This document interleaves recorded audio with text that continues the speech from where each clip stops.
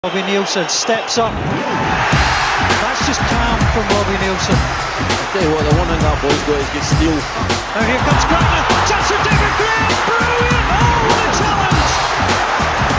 That was a goal-saving challenge and possibly a cup-winning challenge from Robbie Nielsen. I came here tonight to hear the crowd go. Boom, shake, shake, shake the room. Boom, shake, shake, shake the room. Boom, shake, shake, shake the room. Tick, tick, tick, tick, boom. Welcome to Don Cowie Cast with a big fan of Don Cowie's. Robert Borthwick, tell me why you love Don Cowie. I just love Don Cowie full stop. Everything about him, his hair, his face and his footballing ability and the way he wears a captain's armband, it's all great. Wow, he's not left much for you, Craig Cairns, but do you love anything else about Don Cowie? I love the way he finished those 2 goals. Oh, you're getting specifics already. Nice. Wow. God, you love Don Cowie. I just love Don Cowie because I love having a tutor in the Hearts team. That's fair. It's been too long since we had one that we could unconditionally love. Yes, absolutely. Do some people from Inverness not reject that term about people from Inverness? It's okay if you're from there. Yeah. Yeah. Other people calling you, maybe. Yeah, Not yeah, so much. no, yeah, that's our words, not your word. Yeah. Welcome to We Have No Cares. Hooray! Yay. Don Cowie though. Don Cowie. But before we get to Don Cowie Fest, there are actually like 3 other games that we need to round up before we get to Don Cowie. We can skim. Yeah, we'll skim. I didn't know this was happening. Oh, it's going to be very brief. Did not get an email. We were knocked out of not 1 but 2 Diddy Cups over the last week or 2. Yes, that's right, the youths went out of the... Yeah, don't ask me who they went out to or what the score was because I literally don't know. Elgin City 2-0. There you go. Thanks, Robert. That's why we keep you around. After putting Sterling out, wasn't it? Yeah, put Sterling out with goals from players.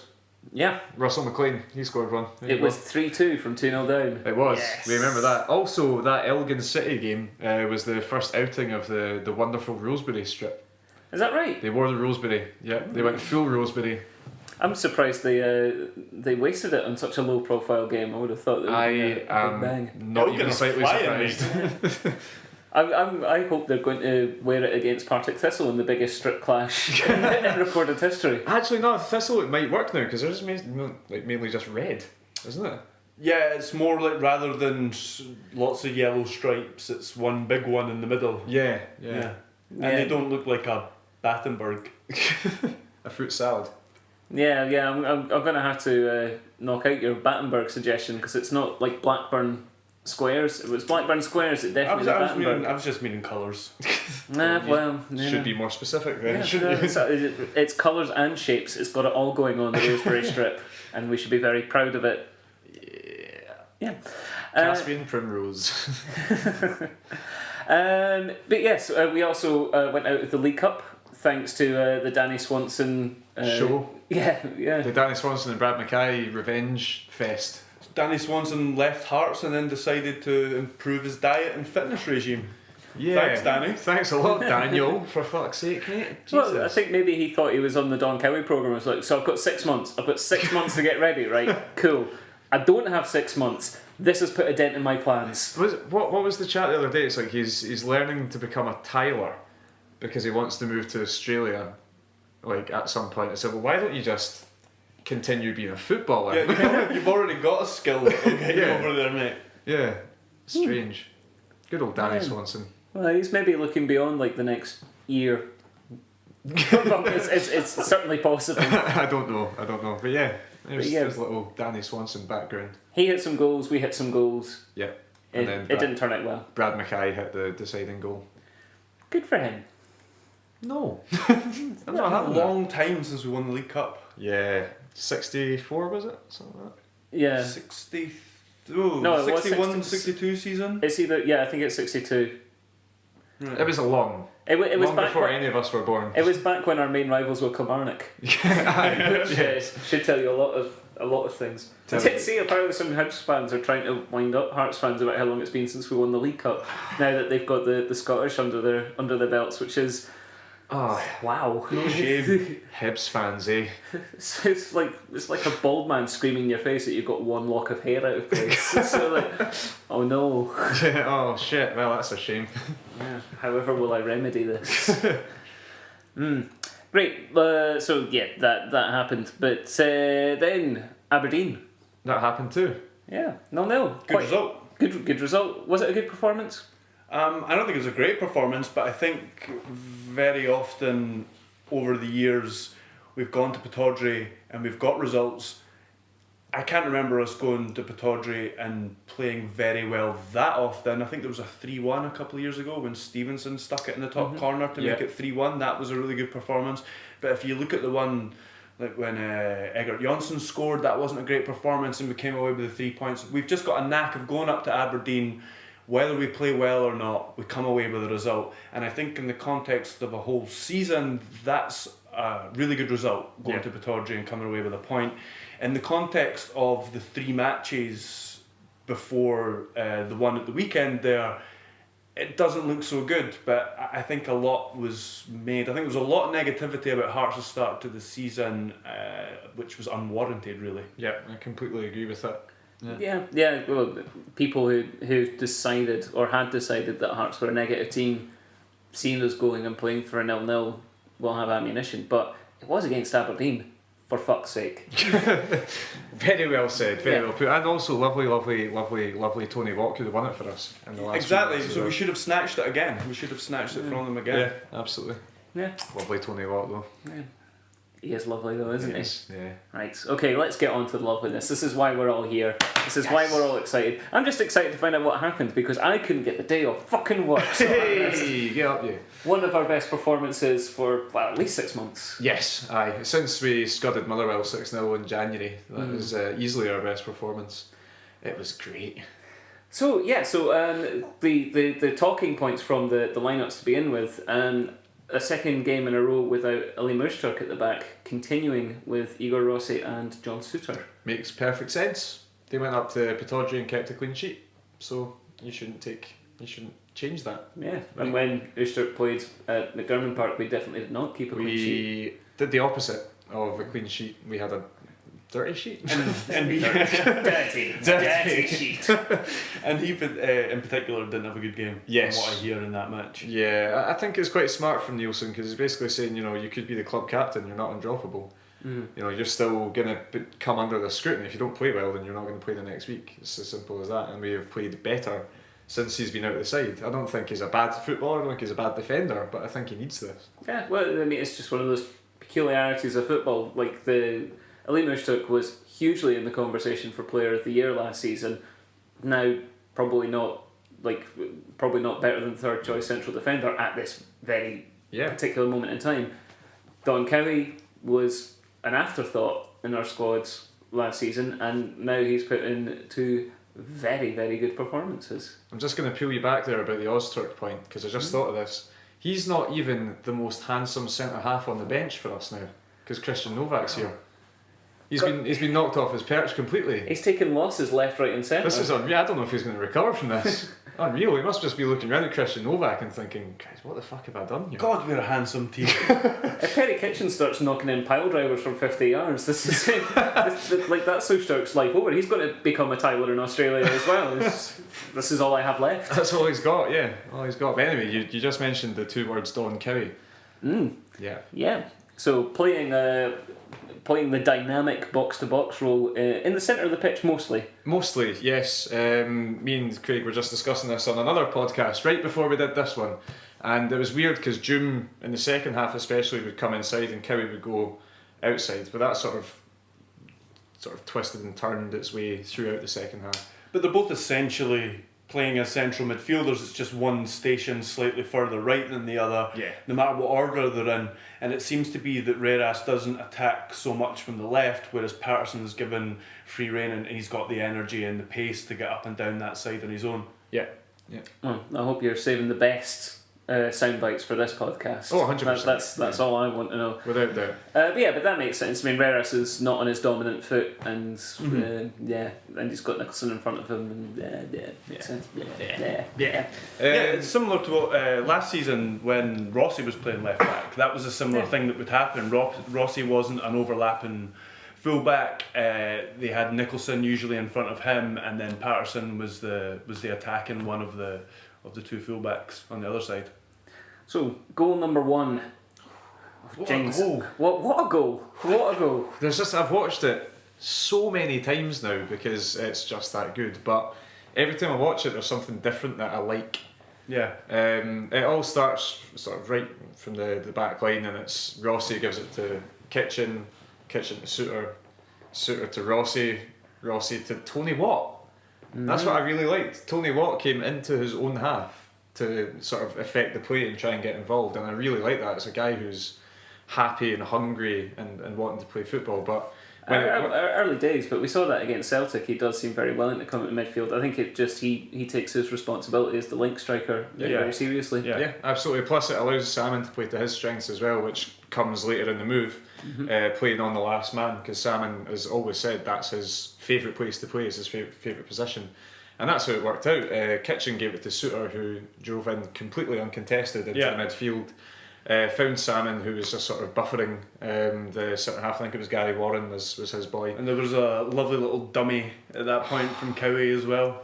Yeah. And then he's just instantly off into the space as well, just to get the ball back. Incredibly intelligent football from every player that was involved in that move. I loved the contribution from Kitchen as well, how he didn't do anything that fancy in that move. But Sounds like Perry Kitchen. He was always just there, finding space to offer the simple ball. When there wasn't a forward pass on, when there wasn't a through ball on, he was there offering the shot option or the easy pass, and it went through him a couple of times before it was played forward. And we haven't even spoken about the contribution of Connor Salmon, who our massive air quotes big lump of a striker, close massive air quotes, Levine dinking, dinking the ball over the top first time, beautifully weighted just into Don Cowie's path, and you know, like, it was so instinctive. Like, it's not like he sort of went, oh, Don's obviously, I can see Don's making the run now. He just sort of went, right, in the proper football scheme of things, this is what will happen, so we'll just put it into that space.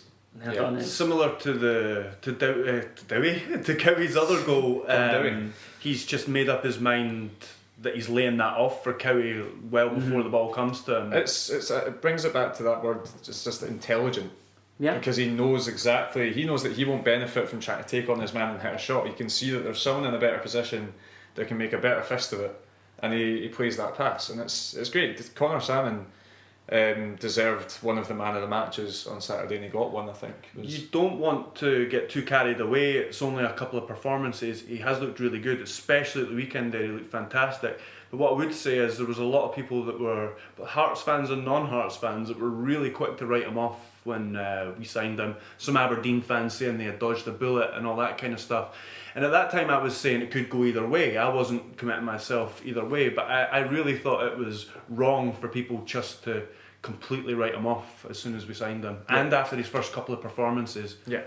When we first signed him, it did seem that we were building up a lot of very similar strikers, but having Tony Watt, like if we were playing Juanma off with Salmon, this would be a very, very different team. Yeah. But having Watt and laterally Jonsson to come in, they've obviously not played together, Salmon and Jonsson, but Jonsson's pace would certainly make a difference. I just think that one of the best things that's happened to Hearts this season is Tony Watt's desperate unhappiness of being in England. And then us sort of going, hey, we're in Scotland, why don't you come over here? And he's like, oh fuck, that sounds alright. I'll do that. Keep doing us a solid, England. Yeah, thanks guys, you're the best. Second goal was Salmon. Yes. A towering header. But Tony Watt skinning everyone in the Cali Thistle team twice, and then just sort of thinking, I'm just going to give this to Don Cowie. Yeah, I love the way he laid it back, and Don Cowie was just sort of like, alright guys, I just got here late, what's going on? Cross the header? Ah, yeah. Does that sound like a good idea? I'll just make this a pinpoint cross, that's what I'll do this time. Pinpoint cross, pinpoint cross. There you go, okay. Connor. And yeah, it was a great header from Salmon. Because you had to lean back and kind of arch it over the goalkeeper. It was a fantastic. Because Nicholson was right behind him as well. Nicholson was possibly better placed. He wasn't heading it in. No. No, he wasn't. But yeah, it was. It showed what Salmon was to do: get isolated with a centre half, and then he can do some damage, and that's exactly what that cross allowed him to do. It took Owen Fon-Williams, the goalkeeper, out of the game. It allowed Salmon to be one-on-one with a centre half, and when he's behind the centre half in that position, it was always going to be him winning the header. Lovely. And he did, and he just dropped it over the shite Owen Vaughan Williams. He's And so then he rubbish. lifted those arms Yeah, in oh my celebration. He's huge. He's a unit. It's unreal. I So- like how he wears an extra small boy's top as well, just to make sure that everyone knows he's a complete tank. Yeah.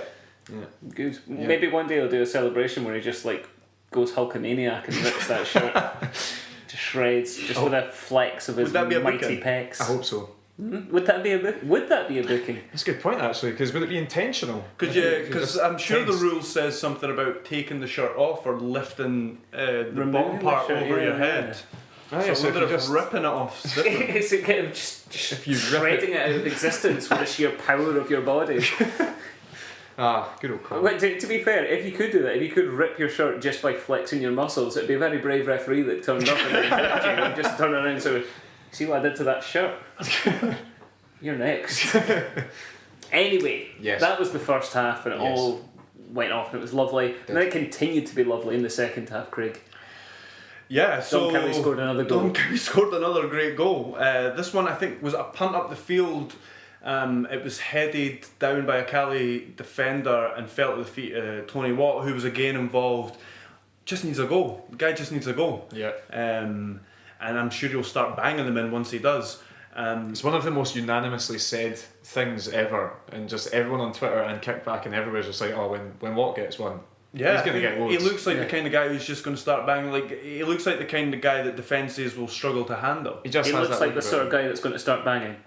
That's it. Good, Yeah. him. right. Absolutely. Good yeah. analysis, thanks. My brother made quite a good point. I don't know if I've said this on the show before. I can't remember. It's so sporadic that we do them. But like after this season, Alright.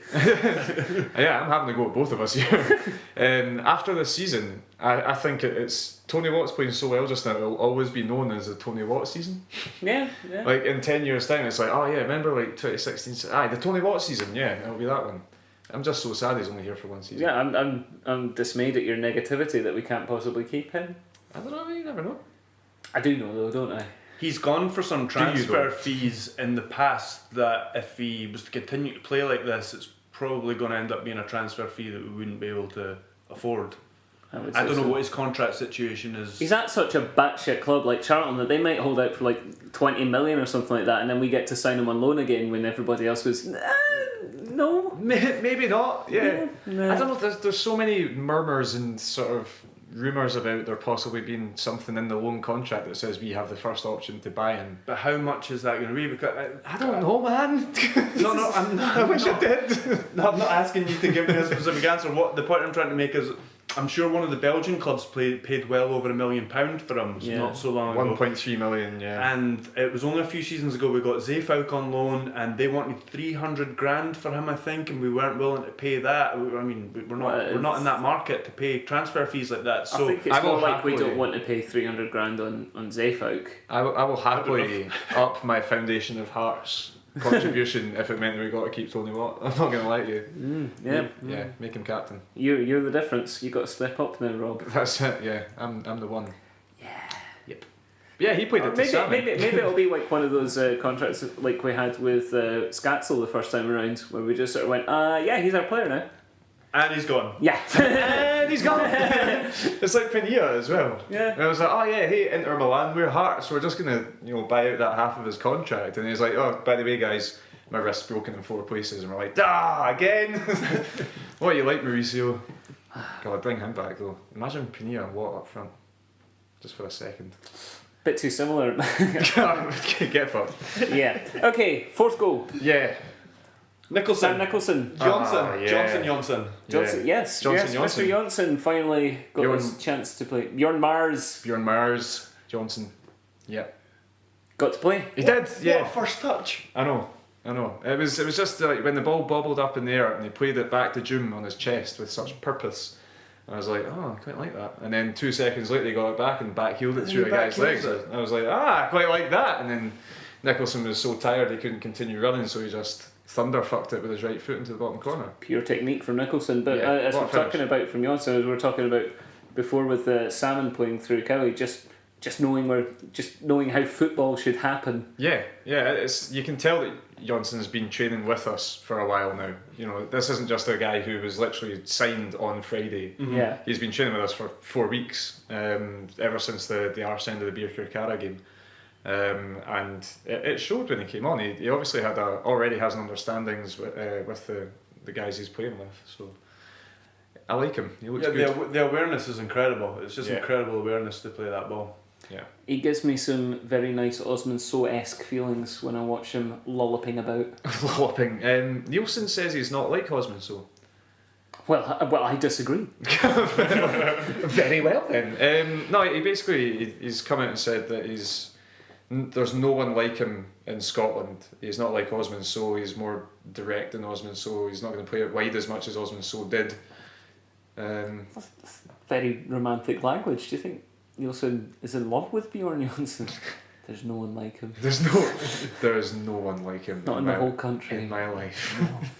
Yeah, but I think if you look at the pedigree of the teams that were trying to sign him, or certainly had interest, made their interest vocal, like Benfica wanted to sign him, and they played for a total basket case in Portugal as well, and they didn't want to release him, and then they went into administration, so they had to sell him, but then Benfica had already signed a new striker, and that's how he went to that team in Bulgaria, which the Bulgarian Rangers. The Bulgarian Rangers, exactly. Litek Slovak, and yeah, I think a couple of bad career choices from him has led to him being where he is, but that's the sort of player that Hearts pick up now. June. Yeah.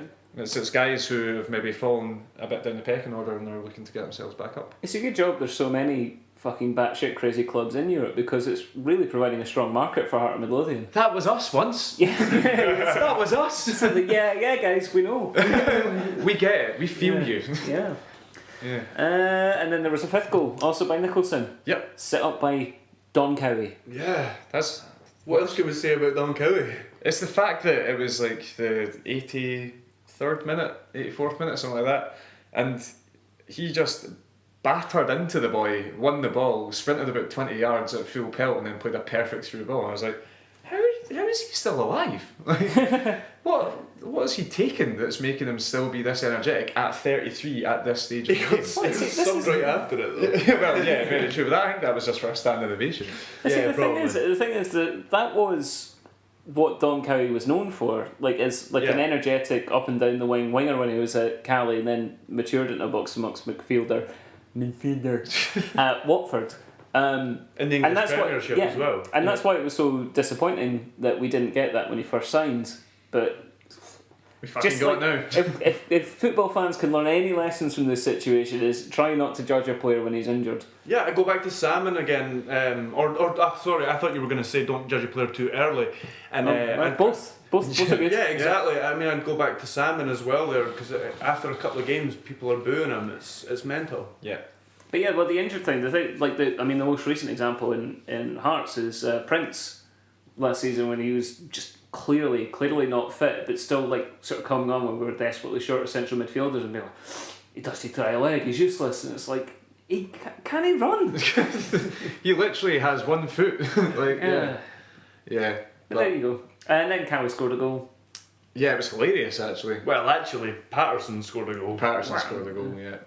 I thought it was very funny the way it happened, because it's the most Callum Patterson thing ever. He just pops up on parts of the pitch that you do not expect at all times. Like, you just don't know where he's going to be. I half expect turning around in section G and he's sitting next to me. I'm like, all right, Callum, what are you doing? And then he just springs out the seat and wins a header. Like, he's mental. And this time he ended up on the line, even though Jack Hamilton was in a great position to save it. On his bum. On his arse. Aye, what was he doing sitting down? And just relaxing, taking in the day. And then Jack Hamilton trying to steal the GoPro. Jack Hamilton saves it, and then it just sort of bounces off Patterson, stops on the line, and then Patterson makes sure that it goes in. We'll see about that. With a sweeping right foot finish. I know these supporters love a 5-1. Yeah, that's it. He was doing it, a dedication to banter. Yeah, he's just got to give the people what they want. What a boy. What a boy. So, my overall impression from this game, correct me if I'm wrong because you were there and I wasn't. Okay. Work. I was. It seemed to me very, very much like the 10-0 game against Cowdenbeath 2 seasons ago, where, okay, the opposition weren't great, but they also didn't gift us any of the goals. Like, all of the goals were really, really good. Now, they could have been prevented with better pressing in midfield or anything like that. Better but there weren't footballers. any better footballers, yeah. But there weren't any glaring defensive errors where they were just like ushering us through or anything like that. They were all very nice passing moves, little bits of skill, things like that to create the goals. I'd agree with that to a large extent. I think one of the issues for Cali was, you kind of alluded to it there, their midfield really didn't help out the defence much at all. Tracking the runs from Cowie and tracking Watt when he was dropping deep, they didn't have a clue how to help out their defence there. Because central defenders, they have to keep their shape. They can't be vacating that central defensive position all the time to press the ball. You tell Marius Aliukas that. And there was one of the last 2 goals, I can't remember which one, where the right back was caught up the field, and that's what allowed Nicholson to get in, or gave Nicholson the space he had. But yeah, other than that, I would say, yeah, it was more about Hearts' play rather than Cali's absolute abhorrent defending. I would say Kilmarnock's defending at the weekend was worse than Cali's, and they only conceded 2 goals. Yeah. They were minging. I would say that the one that Cali Thistle are probably most culpable for is Nicholson's first. I mean, even though it is great play from Doom and Johnson in the midfield, when you look at when The line of the defence, if you look at the when Johnson releases the back heel, there is no shape. Yeah. It's not, that is not a shape that a football team should ever be in, and Nicholson just sprints through the middle completely uncontested because the back line isn't there. It's just not there whatsoever. So I would say that, you know, yes, it was very good play from Johnson to have the skill and the wherewithal to create that chance for Nicholson. When it got to Nicholson, that's shambolic defending. That's horrible. But other than that, yeah, I would agree. Everything clicked for us, and Cali Thistle could not handle it at all.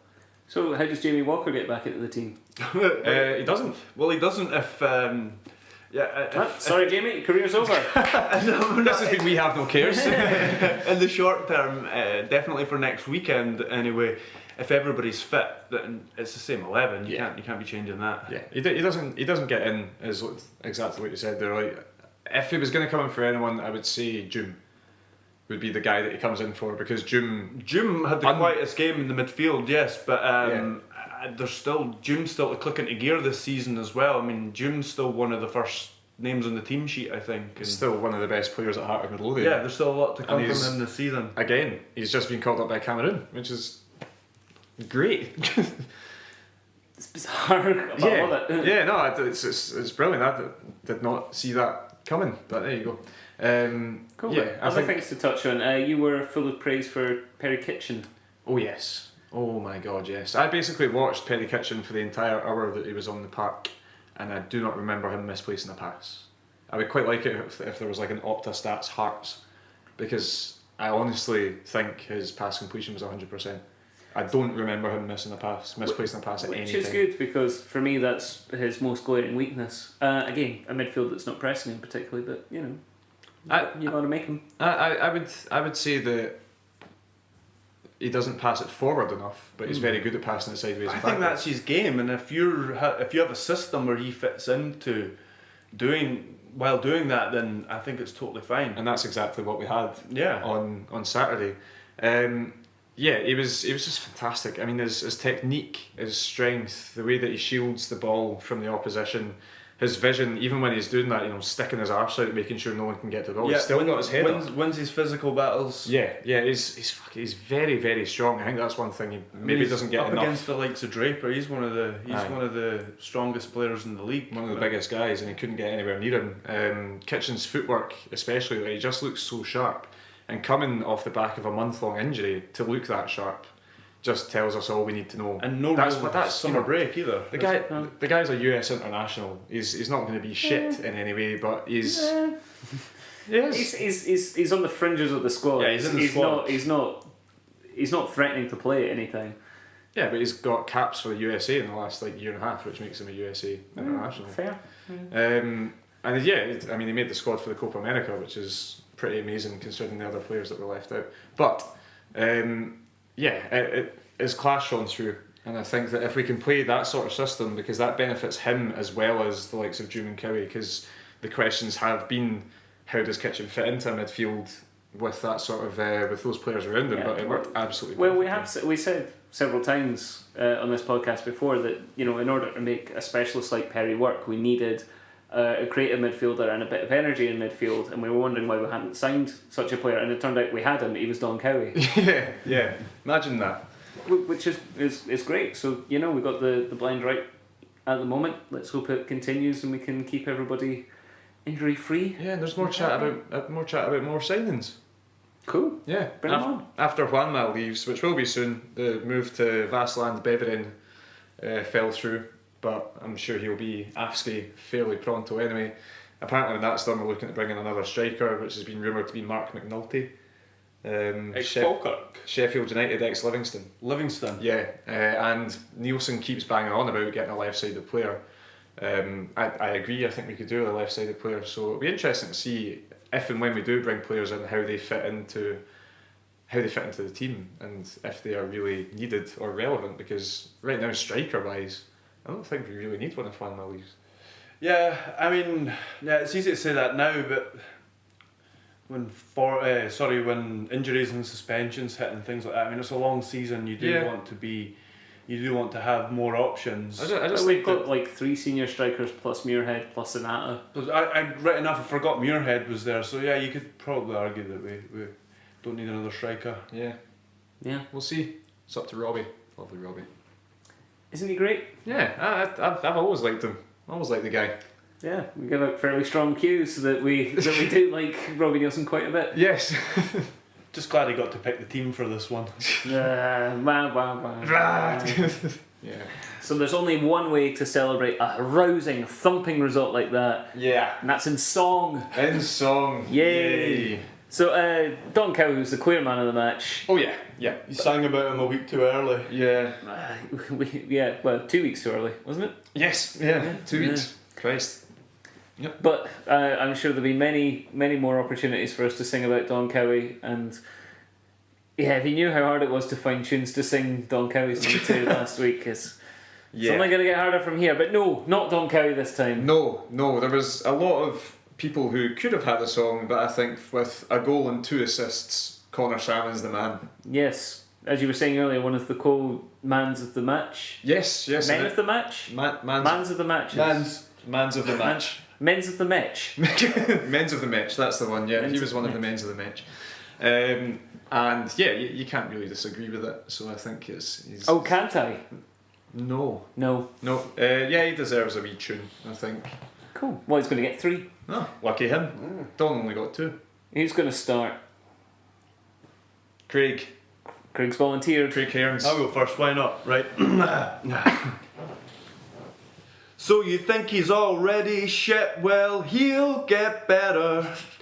And I'll tell you why.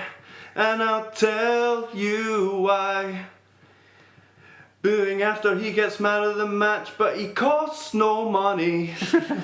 And I don't know why. So Salmon, feel the noise. Goals and arms that destroy.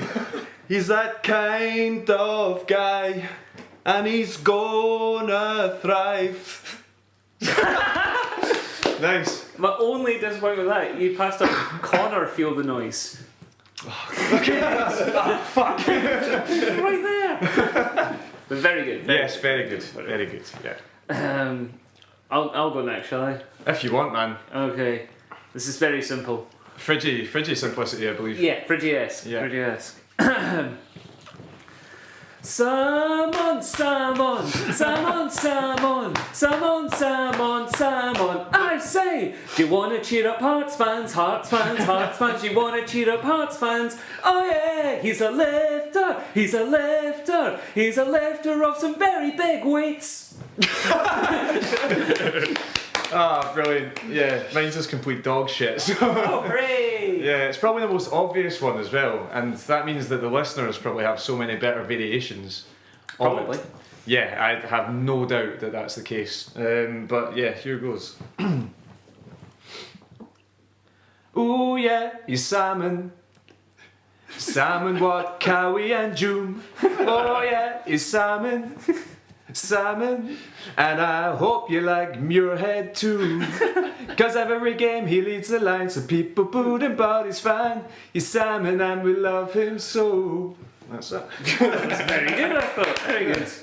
And in fact, I'm willing to say that you won. I like the accent. Yeah. I just like how I managed to get Salmon Walk, Cowie, Doom all into one song there. And Muirhead. Yeah, and Muirhead. Fuck yeah. Who could forget the 9/11 truther? So I'm willing to say he won it, Craig. Are you? Yeah, I'm not going to disagree with that. Oh, thanks. I would have given it to Can't Craig vote for Cairns. myself. Yeah. Cool. Yeah, thanks guys. No bother. It's an early season victory for me. Wonderful stuff. Cool. Well, that's it. Yep. Bye. No, obviously, the part that you missed out. If you want to email us, we have an you email, can do that. which is wehavenocares@gmail.com. You can follow us on Twitter @wehavenocares.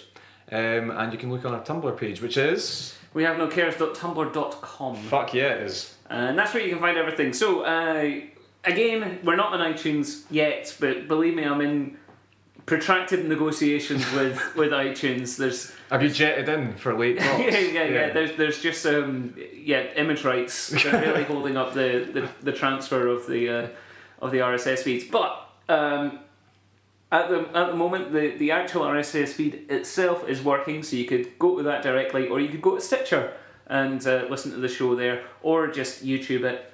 All those links are on Tumblr. Enjoy them, and hopefully by the time we come back to you with a show again in 2 weeks' time, we should be back on iTunes. Yes, indeed. Okay, great. Wonderful. Cool, Craig. People want to tweet you. Yeah, at Craig Cairns 001. Can we do a drunken We Have No Cares after the game next week? No? Is that out of the No, out of the because question? I will be in the Western Isles, far from football, internet, and alcohol. We can just do one without recording it. I don't know if we could. We can just talk about the game. I don't know if we could without Nickel. Yeah, that's what I'm saying. We don't need to record it. Just talk shit. Or for without it. recording. Yeah, sing songs and then no one will know what's going on. It'll be great. Cool. Maybe I'll record one with my grandmother, who I'm not entirely sure knows what Heart of Midlothian is. Could be probably more entertaining and better insight than me, to be honest with you. So Yeah. Great. yeah, wonderful. Okay. I'm at Nickel Hay. He's at RF Borthwick. Yeah. You know all that already. Yeah, you do. Well, but we'll be back. We'll be back with more delights from Don Cowie and the rest of the gang. Indeed. Yes. Steve Crawford. Steve Crawford. Steve Crawford. Yo, are y'all ready for me yet?